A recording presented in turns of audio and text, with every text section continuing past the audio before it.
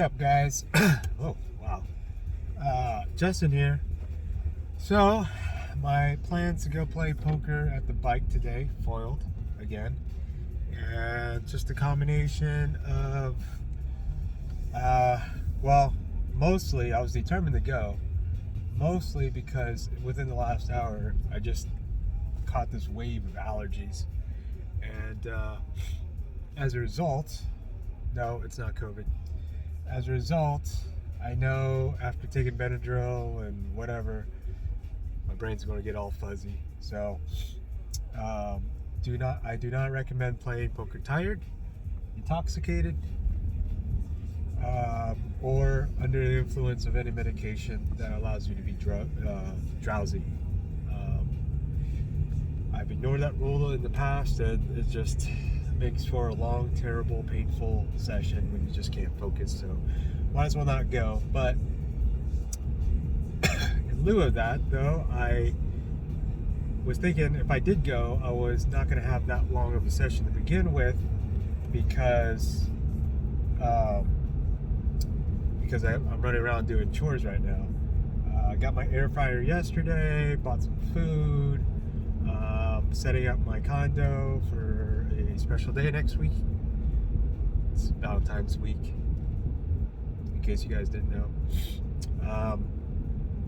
So I took some time to do that, and there's a billion and one things I need to get at the store. So I figured, long story short, I'm just going to run my errands. You know, just because I'm going to be drowsy doesn't mean I'm going to be useless, right? So, yeah. I did film an online session last night, a sit and go.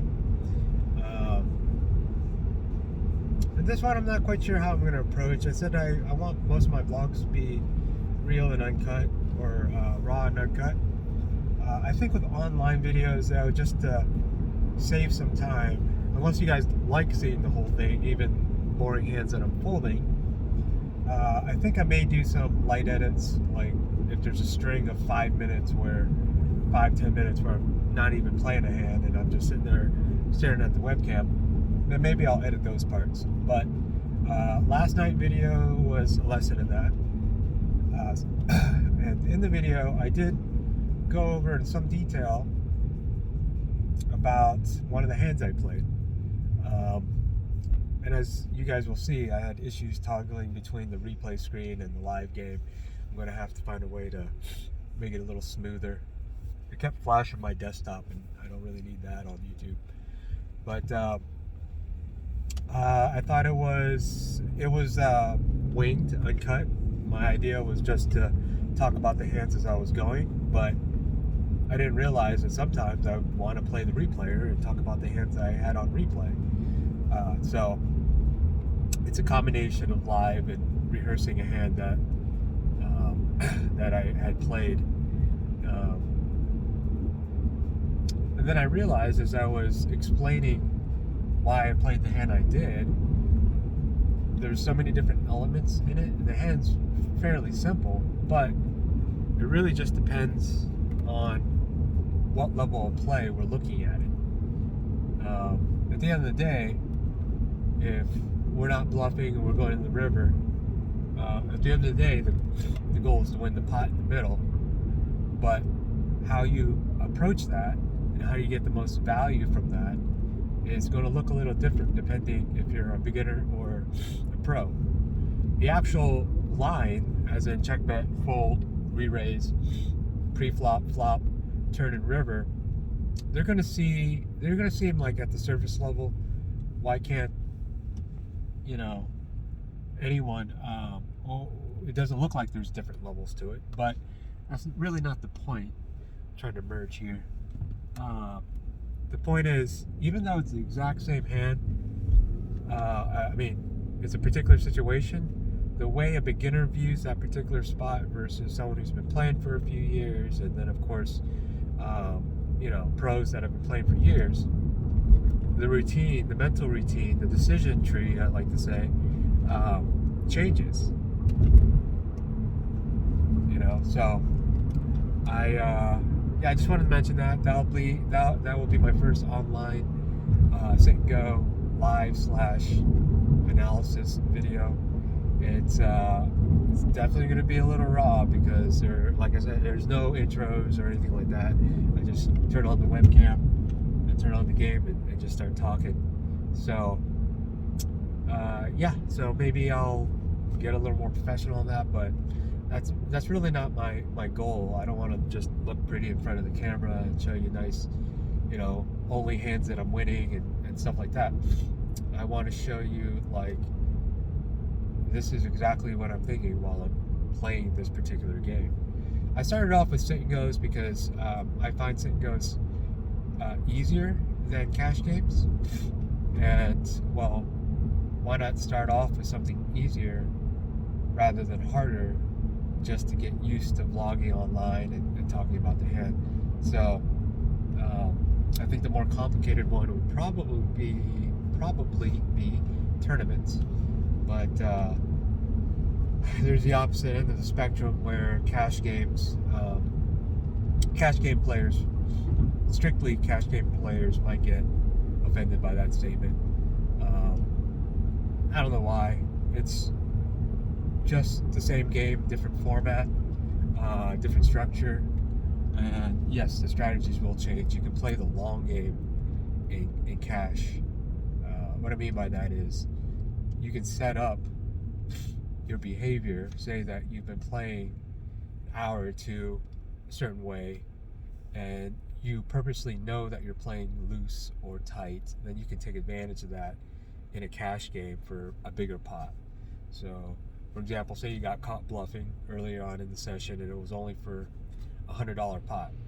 You showed the bluff, they called you, and well, you lose the hand.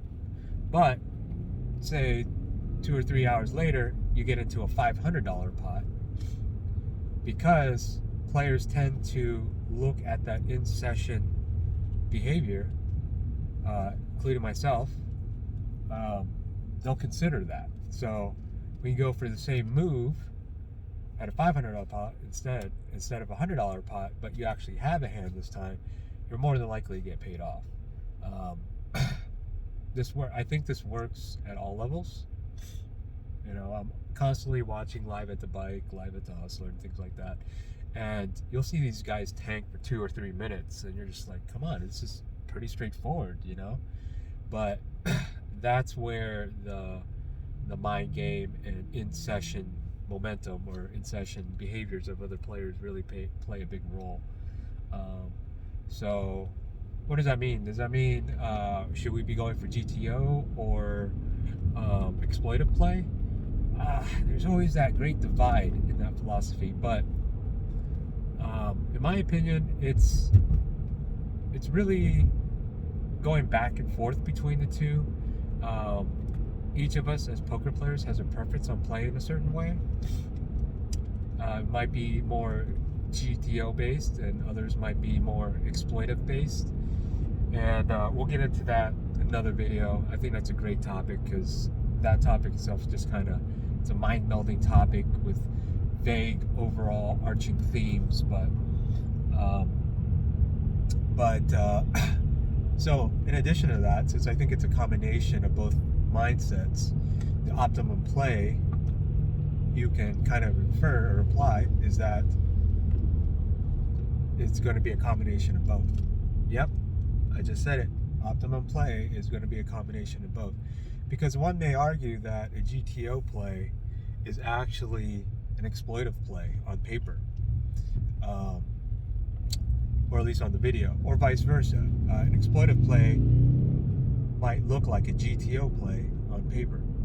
I only say that because with GTO, right, it's correlated with math-based decisions and probabilities of ranges, strictly on a math sense, ignoring player tendencies, therefore not exploitive. But GTO also says that since it's based on ranges, and most likely ranges, those ranges may change based on the behavior of the player. So if the ranges of the players that you're playing against changes, throughout time, then your GTO strategy slightly changes, and somehow, if you didn't even label it a GTO strategy, one may think that it is actually an exploitive play. But I don't know. I think that's kind of like arguing whether or not, I don't know. It's just one of those great debates where there really isn't that much of a debate. It's more of a preference. Some of the greatest players of all time are strictly exploitive players. Let's see. I'm just winging some off the cuff here because I definitely don't think of them as mathematical players. Phil Ivey, Tom Dwan, Doug Polk, even though he does a lot of GTO type videos, but I think he has a nice blend between the two strategies and applies them appropriately. So all these poker hand software poker hand software calculators that teach you how to look at ranges and base your decisions on that. Yeah, it's a good tool. It's like going to your wood shop to go create something. It's an available tool for you to have. Is it necessary? I guarantee a lot of top pros don't use solvers. They've gotten such a habit of learning from experience on how to play. Yeah, there might be some particular spots where, like everyone else, they're not entirely sure what to do, and it virtually becomes a guess. But they're probably not using solvers. Let's be honest here. Can you see Phil Hellmuth using a solver? No. But anyway, I'm going to leave this video short. I just wanted to wrap up my Sunday here by saying that I didn't end up going to play poker live at the bike, because of the allergies, and I got things to do, guys. So, hope you guys had a great weekend, and I will be signing off. And until next time, talk to you guys soon.